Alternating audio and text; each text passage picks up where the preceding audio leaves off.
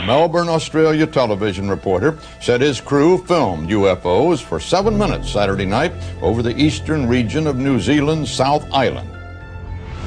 On the 21st of December 1978, cargo plane pilots John Randall and Keith Hine observed strange light phenomena over the sea near the South Island of New Zealand.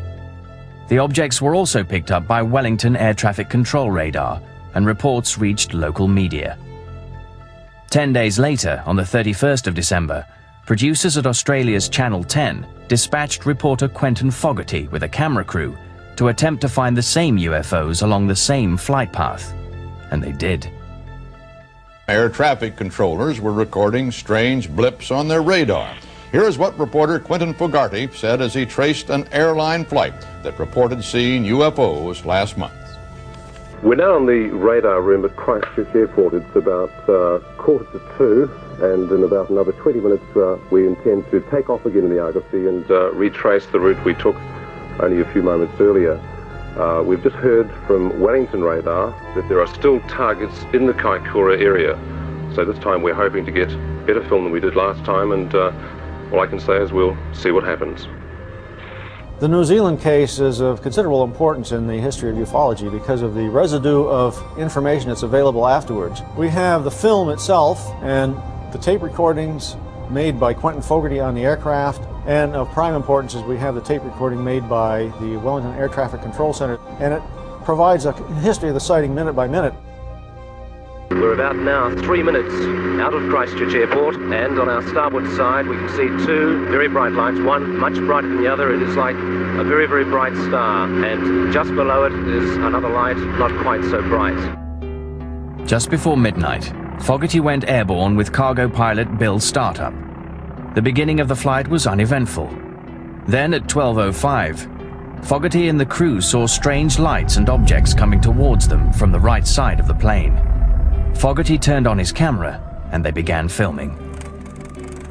Those two lights appear to be travelling with us. They're still off the starboard wing. The brighter light is still above the other, and it's moved a little further ahead of the other. It was extremely bright, much brighter than any of the other stars in the sky.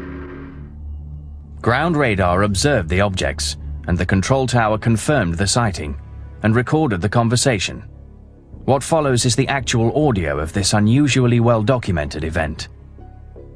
The storm target showing at 11 o'clock at 3 miles. Just left at 9 o'clock at about 2 miles. Captain Startup said that the object or target was initially ahead of him, then travelled at an unbelievable speed past his left side.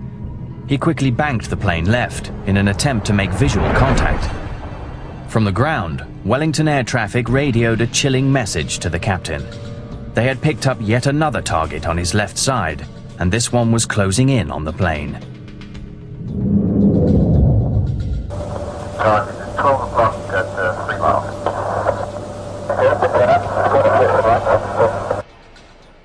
I'm now looking over towards the right of the aircraft, and we have an object confirmed by Wellington radar. It's been following us for quite a while.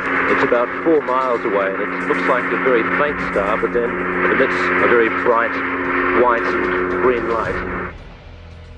Captain Startup was able to get close enough to determine that the object had an array of bright blue lights pulsing at a rapid rate. To his shock, the object had increased in size. There was an interesting radar event where the some object got so close to the aircraft it looked to Wellington radar as if the aircraft radar target image had doubled in size.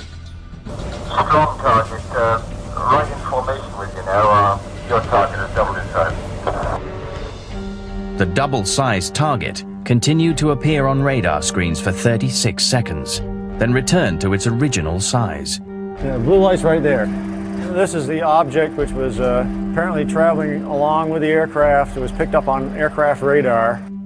Dr. Bruce Maccabee received a 16mm copy of the Argosy UFO film directly from the Australian television network in 1979. Roll 4, take 10. The complete and unedited film has never been made available before. Experts believe that these images are the most comprehensive and frightening UFO evidence ever captured on film. This is the famous New Zealand film obtained the night of December 31st, 1978. The cameraman is sitting in the seat between the pilot and the co-pilot, with the images dancing around because he was carrying it on his shoulder. They saw this light to their right. And this light, as time goes on, will fade in and out, takes on various shapes. This is the flashing light that you have to slow down and look at frame by frame to see what happens. When it goes from very bright white down to dim orange, you can see the image went over to the side, then he turned the camera a little bit in order to pull it back into the center. That other target that has been following us has now been joined by two others, so we now, at this stage, have three unidentified flying objects just off our right wing, and they've been following us, or one of them's been following us now for probably about 10 minutes. I, for one, am hoping really that we've seen enough tonight, and the rest of our journey back to Berlin will be uneventful. I think I've just about had enough of UFOs for one night.